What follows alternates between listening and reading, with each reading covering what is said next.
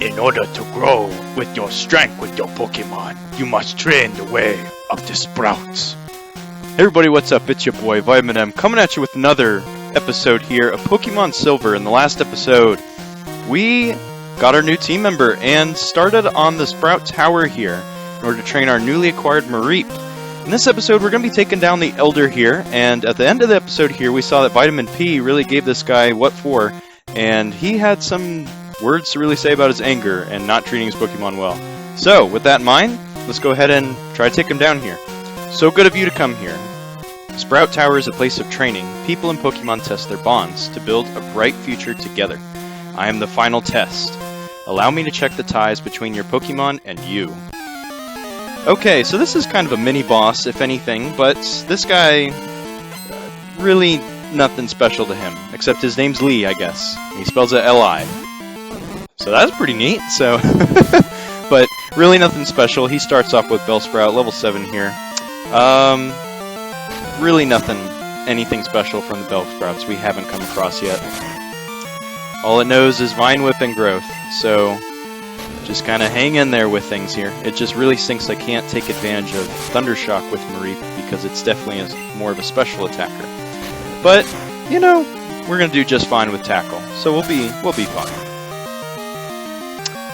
So yeah, but yeah, this wasn't a hard place, but as I said in the last episode, oh, Mareep grew level 12. He's grown up so fast!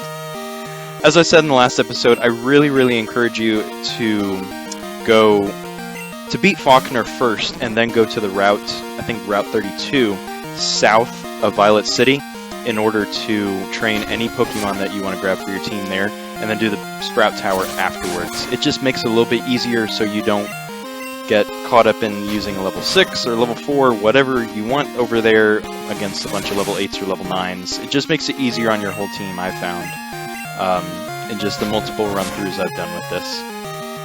Oh, critical hit. That's awfully nice. So I think Mareep is going to be able to take down everything he's got, because what better way to end the Sprout Tower than with a Hoot Hoot? Man, they really know how to throw a curveball in this kind of monastic area. Alright.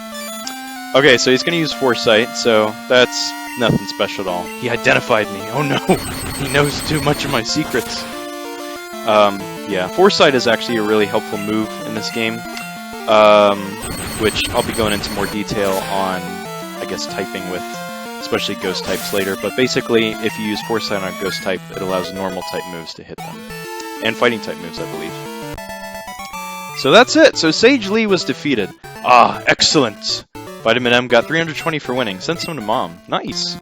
Okay, so that's pretty cool. You and your Pokemon should have no problem using this move. Take this Flash HM. So Vitamin M received HM5. We can finally use Flash after the 3 or 4 episodes we've been told about this. Flash illuminates even the darkest of all places, but to use it out of battle, you need the badge from Violet's gym.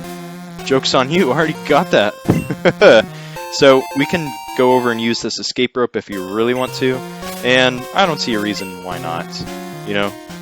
So an escape rope, basically you can use it and you can get out of dungeons, basically caves or some special areas such as the Sprout Tower or some different towers we're going to come across in the game. So that's actually really cool. If you get stuck in those kind of areas or you just want an easy way out of them, instead of having to backtracking, escape rope is definitely a nice item to have on your side. So yeah. So we're just healing up here, and there was actually something I forgot to talk about on Route 36, where the weird tree was there. Oh crap, I don't want to go back there.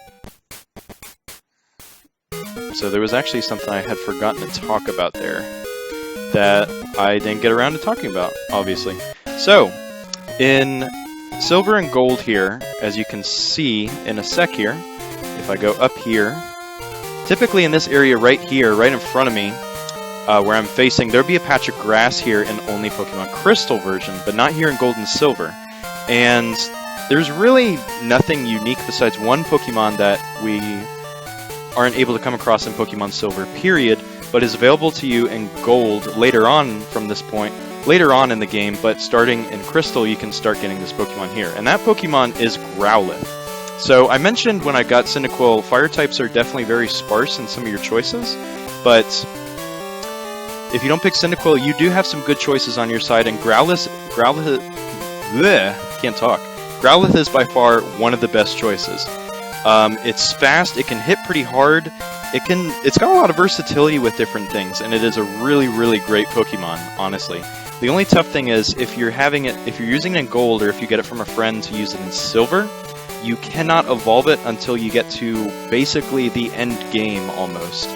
And with Crystal, there's ways to acquire what's called a Firestone in order to evolve it by getting certain contacts in your phone and getting calls from them, and they will give you a Firestone. I believe it's one person in particular, I don't remember who it is, but I'll be getting to that person when we eventually fight them. But anyways, yeah, so Growlithe is a great Pokemon if you can pick it up, but if you have Gold and Silver, just know that if you really want to use it, I don't think it's worth it. If you do have Gold version, there's some other fire types you can pick up, and it's not worth waiting until the very end of the game, essentially. But it's a great Pokemon if you can pick it up in Crystal and get a Firestone. But yeah, so I missed that, and this is actually the Ruins of the Alph. So this was an area that was very much expanded upon in Pokemon Crystal, but firstly introduced in this game. So let's check this out. The ruins are about 1,500 years old, but it's not known why they were built or by whom.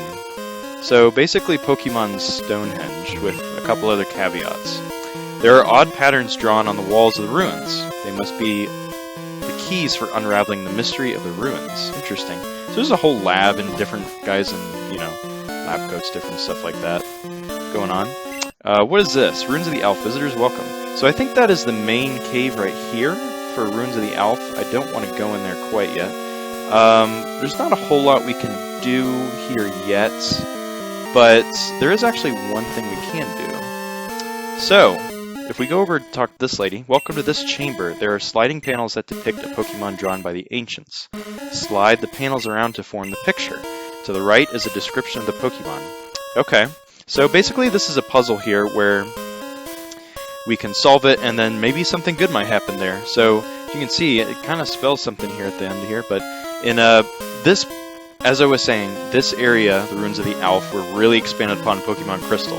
So in Crystal, Heart Gold, and Soul Silver, each of these 4 chamber rooms that have these puzzles, there are 4 of them, will have a secret that you can do at the end of this wall here, where it will tell you to do a certain task or something like that, and that'll open up the door to some items and some different things like that. But that is not available to us in Gold and Silver, and this area is really not worth messing around with in Gold and Silver. So let's do this puzzle. A Pokemon that hid on the seafloor, eyes on its back, scanned the area.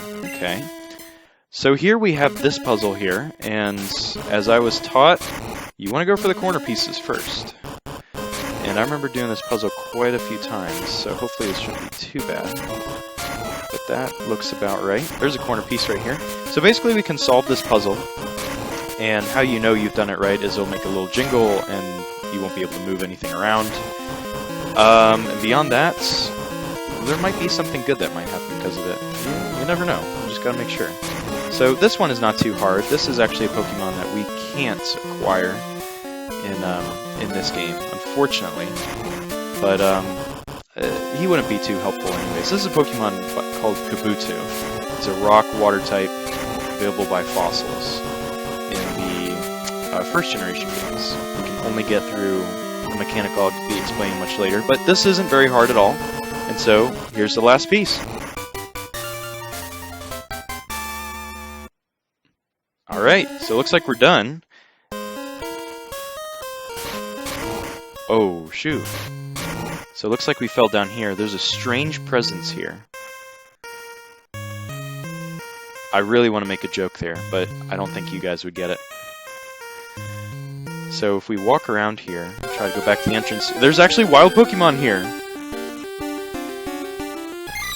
This is unknown! This is a really crappy Pokemon. It's not even worth your time, period. This is why the Ruins of the Alph really aren't worth it, besides some other Pokemon you can get to in different areas as you make your way towards the chambers. But essentially, Unknown is a really, really crappy Pokemon that has, I believe, 26 different forms, because each one is supposed to be a letter of the alphabet. So the first one I think we saw was the letter B. This one is the letter F, which is actually my favorite because it looks the coolest for some reason. I just remember really having the Pokemon trading card with my brother of that. And really, Unknown stats are awful, and to make it even worse, it is a psychic type, but to make it even worse, it can only know one move. Hidden Power. Hidden Power is a 30 power move that the type of is determined by the Pokemon itself, I believe your trainer ID number, and a whole bunch of other different things. It's not worth it whatsoever. So to figure out what type Hidden Power is with regardless any Pokemon, even Unknown here, you have to try it out in the field and try to guess which one it is based off of super effectiveness or, not very effectiveness, all of that stuff. Unknown, don't even bother with it. I know my brother and I played around with him in one silver save file just for the heck of it. But yeah, but there are some other things you can do here, but the Ruins of the Alph really aren't worth it here. So I remember that I was talking about those puzzle chambers. They can give you some items in there. I know sometimes, I think they might, one of those rooms might have some stones, some evolutionary stones, some water stones, some fire stones, leaf stones, electric stones, or thunder stones, excuse me. And maybe one of those or something like that, but I know there are some other things that you can do here. So, if you catch 3 Unknown of different letters looking, I guess you would say, and you speak to a researcher outside the ruins here, you will be able to unlock Unknown mode in your Pokédex. Basically, if you go to Unknown in your Pokédex, you'll be able to check out more information on him, all his different forms that you've seen, and different stuff like that. It's more of just a side quest, if anything. Pokemon Heart Gold and Soul Silver, this would actually be called the Unknown Report, and all you would have to do to get that would just be complete the very first slide puzzle there. The slide puzzles are much, much easier in Heart Gold and Soul Silver, so that's definitely kind of nice. But, yeah. And the other thing with that is, once you catch all 26 letters of the alphabet, then you have 2 more that are opened up to you. The exclamation mark and the question mark that you can get. It's really not worth it. This area is just kind of a waste. There'll be some other Pokemon that I'll get into more depth on that you can come across in some wild grass as you make your way towards other chambers for the other puzzles if you really want. And some of those aren't too bad that you can come across.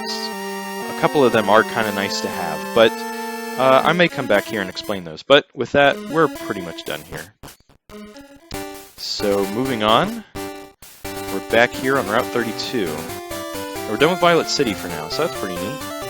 So, with that in mind, we're just going to be making our way downtown. Making our way down here. So yeah, so we're going to be on our way here, and things are going to be pretty good here.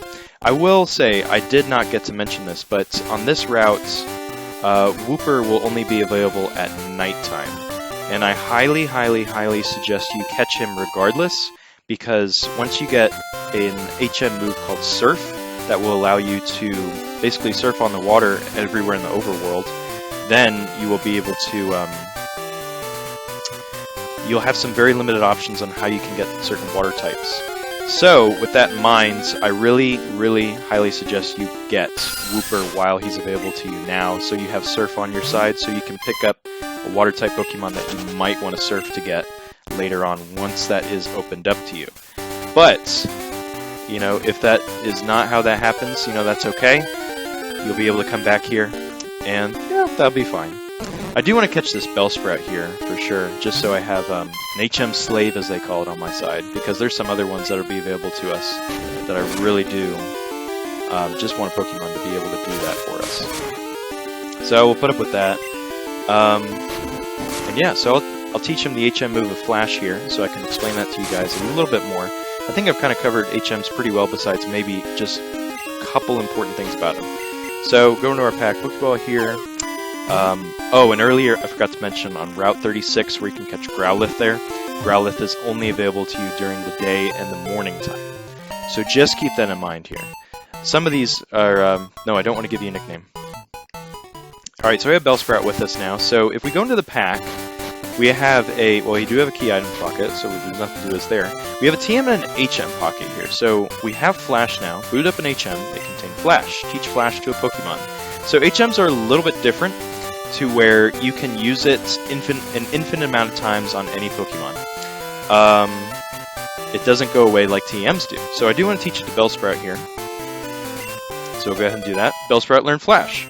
So if your Pokemon doesn't have 4 moves already, it will automatically learn a move with TMs or HMs. If it does have 4 moves, or if it learns moves leveling up, it will have to be replaced. One of the moves will at least have to be replaced. So that is very important. And the last thing that is with HMs is they cannot be deleted by teaching another move over it. They are permanent unless you go to a man named the Move Deleter much later in the game, and that's the only way you can have your Pokemon not know an HM anymore. So, with that in mind, just keep that in, your tool bag as you go along on your adventure here. But I think that'll be it for this episode. We've definitely kind of checked out a lot of the more monastic area of this side of the game, and that's kind of what this game's got in store for us. But anyways, next time on Pokemon Silver, we're going to be making our way southward here. Words are hard. Southward here on this route, onto our next portion of the game here. So, like, comment, subscribe, all that good stuff, and I'll be seeing you guys in the next episode. Vitamin M, I'm out.